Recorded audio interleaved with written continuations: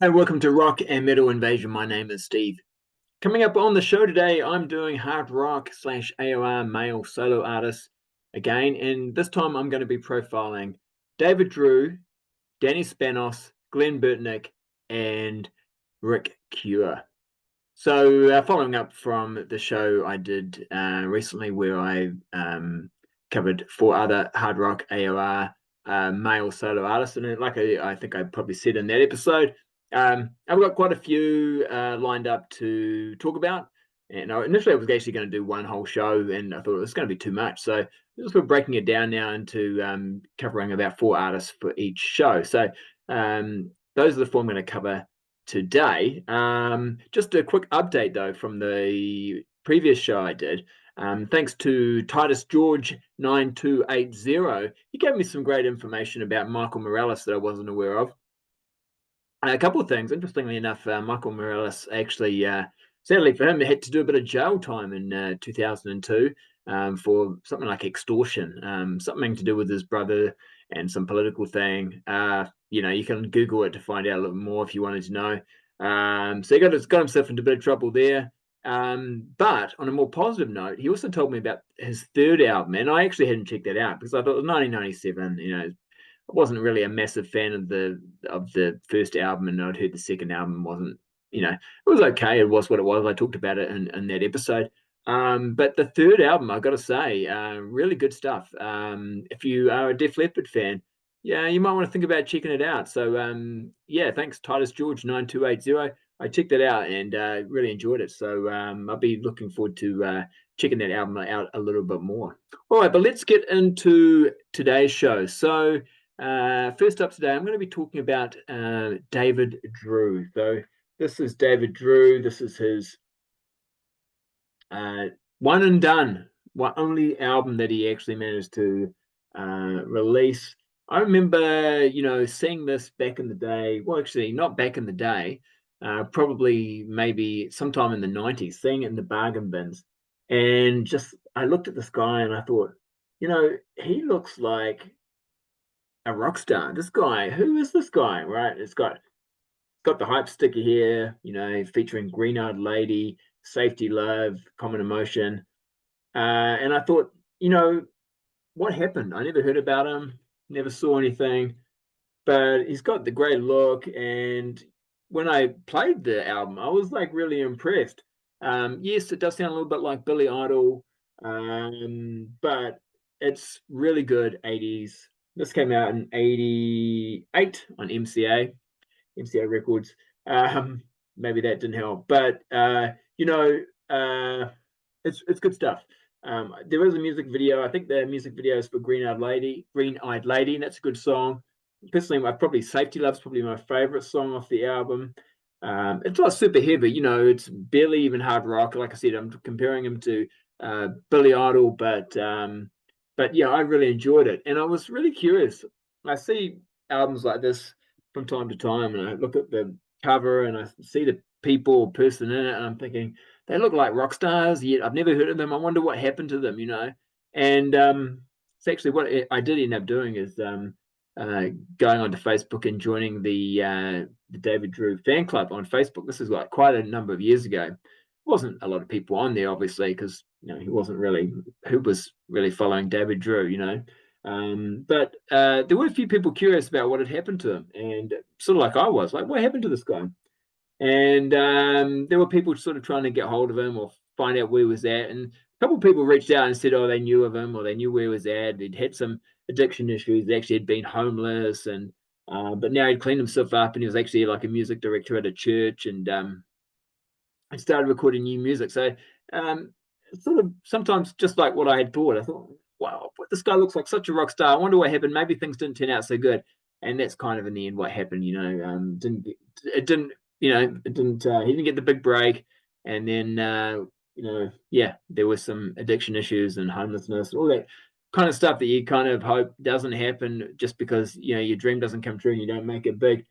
But it sounds like he started to turn things around a little bit. In fact, then he started releasing some music. There was some music videos.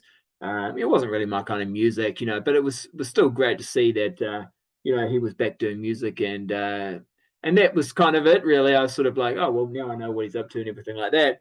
I did find out though that he ended up being diagnosed with stage 4 cancer, and he did pass away about probably nearly a year ago. And I did post on my Instagram just a little message about him. Yeah, because it was one of those things where I wasn't a massive fan, obviously, back in the day or anything like that. I'm still not necessarily like it's not a record I put on a lot, but it's got some good songs on it, and it's just one of those things that hopefully one of those it's music that even though David Drew's no longer around, his music will live on. So if you haven't ever checked him out, go check him out. There's a music video, like I said, for Green Eyed Lady, and if you like Billy Idol, that sort of music, I think you might enjoy it. So yeah, David Drew, and he's the first person I'm profiling today. All right, next one we're going to talk about. It's actually a bit of a similar situation. Again, you look at the cover. This guy here, this is Danny Spanos, and Passion in the Dark.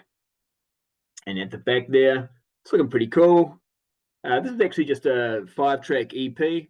But what's interesting about this EP is the fact that it's got the song Hot Cherry on it, which has been covered. It's one of those songs, how sometimes there's these songs that just seem to get covered a number of times by a number of different artists, some big artists, some more known artists, some less known artists. And I actually thought too it was his song, but actually it's a Streetheart song. So Streetheart did it first, although I think Danny Spanos probably released it first, because Streetheart then put it on their Hidden Treasures album, I think it was called. But also it's been done by Steve Thompson. He did a version of it that you might not be aware of, because Steve Thompson's not exactly that well known. And yes, he will be coming up on the solo male AOR hard rock performers. So Steve Thompson, we've got Streetheart, and also most famously, most well known is of course that the song was done by Hardline. So Hardline did a version of it, had a music video. Neil Schon, of course, that was in that band. So slightly more well-known band, but yeah. So what happened to Danny Spanos? Well, I think there was an album. This is the only album of his I've got. Well, it's an EP, but the only physical media from him that I've got. But there was an album, I think, before this one. And then there's a full-length album after this as well. So this came out in 83, I think it is, or 84? 83. So this came out in 83 on Epic. But I think he also released his debut full-length in 1980. And then there's a follow-up album in 1985.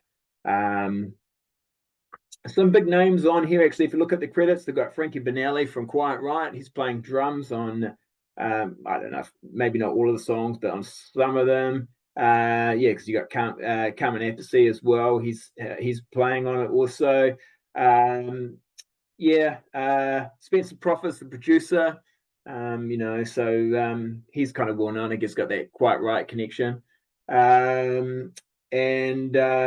If you Google Danny Spanos interview, you can see on YouTube quite interesting interview that he's done a couple of years ago. He looks completely unrecognizable. So he's in his car and someone's interviewing, asking him questions, but he looks totally unrecognizable. Of course, he's a lot older, but quite interesting interview where he's talking about basically, this is his words, basically the music industry is run by gangsters, and it's some interesting stuff. So if you want to check that out, I don't know how true it is or whatever, but yeah. He also is a little bit like David Drew's. Had some issues, I think, with addiction, and from what I could see from his discography, there's not a lot there after his 1985 album. But anyway, and sadly, he did pass away a couple of years ago. But music-wise, from this album, obviously Hot Cherry. Probably not my favorite version, but it's pretty good. It's a good song. Good song. Excuse Me is an interesting one. There's actually a music video. So Excuse Me is on this EP. There's a music video for that song. And when I was watching the music video, I was thinking, yeah, this almost sounds like a Rod Stewart song. And then I read the comments, and other people were also saying, oh, they should give this song to Rod Stewart. But so yeah, but it's not a Rod Stewart song. A lot of this, he actually doesn't. Danny Spanos doesn't do a lot of the songwriting. They brought a lot of other people in to do the songwriting.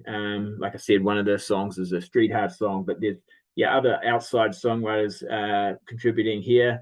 And on the next album as well, on his second full-length album, some of the songwriting credits to another got Jeff Neal from Street Heart. He has written a song, which is a really good song, actually. I don't have a physical copy of it, but the song Lorraine from his 85 album is really good, and that's written by Jeff Neal from Street Heart. And also there's another song on that album called Looks Like Trouble, which is really good as well, and that's co-written by Dana Strum and Ron Mancuso from Beggars and Thieves and Red Dragon Cartel. So I might have to check that album out and actually get a physical copy of it. Some a couple of good songs on there. Anyway, so so that's the second artist I'm profiling today. That's Danny Spanos. All right, third one for today, I'm going to do four again, is Glen Burtnick. And this album is Talking in Code. This is his debut solo album, and I missed it back in the day, but actually this has got some really good stuff on it. I mean, there's only probably a couple of tracks that are my sort of go-to tracks that I really like, but they are very good. Little Red House is excellent, and Hold Back the Night. So those are my two sort of tracks that I highly recommend. Produced by Richard Landis. Not really a producer I was that familiar with, but then sort of looking into it, it's like, oh yeah, okay, he's done like Stone Fury, and who else did he do? Oh, Van Stevenson. So yeah, he's done a few other artists that I'd heard of. And there's an album after this one as well. Actually came out the following year, I think, 87. It's called Heroes and Zeros. I don't have a physical of that, and I've checked it out. Not a massive fan of it.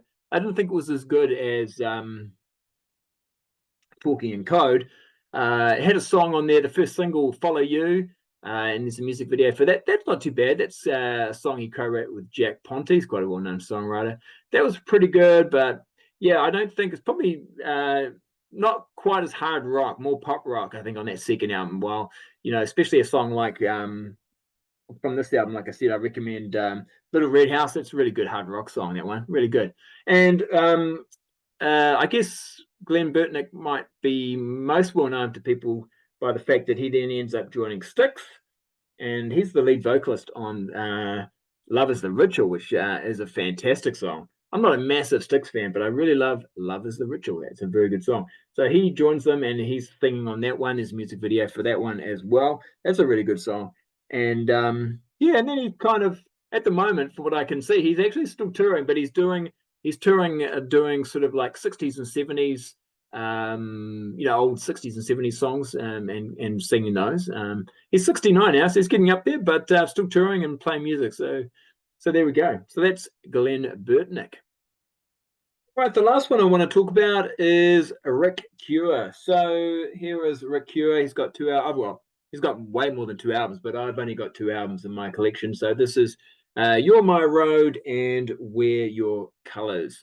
So Rick Cure originally, I think, was in the band The Outlaws, and then he left The Outlaws in 1980, went and became a solo artist. Now, he's actually a Christian artist, so a lot of the albums he puts out have a Christian, have Christian lyrics and themes and so forth. But what's interesting too is he's this album here, You're My Road, is produced by Rick Cure, but also by Bob Halligan Jr.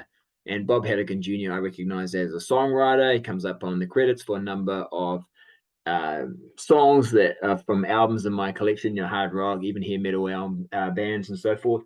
So he's a fairly well-known songwriter, but he's songwriting and producing on this album. And then on the follow-up album, he doesn't produce, but he does also have a songwriting credits on Wear Your Colors as well. And this is probably my favorite one of the two that I've got. Lemmy Adams, a good one. I also like the title track, Wear Your Colors. It's pretty good. But interesting, the song Line of Fire is a song that is co-written with Bob Halligan Jr. And it's actually been covered. It's a little bit like the situation with Hot Cherry. It's been covered a number of different times by different artists. So Line of Fire was also done by Lee Aaron, and was also done by I think on the Call of the Wild album, and also was done by Blue Oyster Cult. So yeah, it's been covered a couple of times as well. I assume it probably turned up on Rick Cure's album first, but I'm not 100% sure on that. But yeah, so there's that. And then on this album, I don't like this one quite as much, but I do like the song Wild One Child in Pain. I enjoy that song. It's a good one. But yeah, not super heavy, but when, there's some good hard rock on here, melodic AOR hard rock. And, like I said, a number of albums, I think they, less rocking, a little bit more easy listening, I think, as time has gone on. And yeah, not too much recently. I mean, he's 75 now, so I guess he's retired from the music business. But there we go. So that's my 4 artists that I've covered for this episode: solo male AOR hard rock artists. Let me know in the comments if you know about any of the artists that I've talked about. It was great on the last show. I thought when I did it, I thought, oh, these are quite obscure people, artists, performers that maybe no one will know about, but people did, and I got some really interesting information. So some fantastic comments. And actually, now I think about it, I'm not surprised, because I know that people who watch my channel and my subscribers, are actually really knowledgeable about music and hard rock, AOR, heavy metal, whatever, lots of different genres. So yeah, I probably shouldn't really be surprised. So yeah, if you're familiar with any of the artists that I've talked about, and you've got some comments, please leave that in the comments, and even if you don't and you check them out, let me know what you think. All right, and like I say, this would be a continuing series. I'll profile some more from time to time. So yeah, make sure you've hit the thumbs up if you enjoyed it, and subscribe if you like this type of content. All right, that's it for today. We'll catch you later. See ya.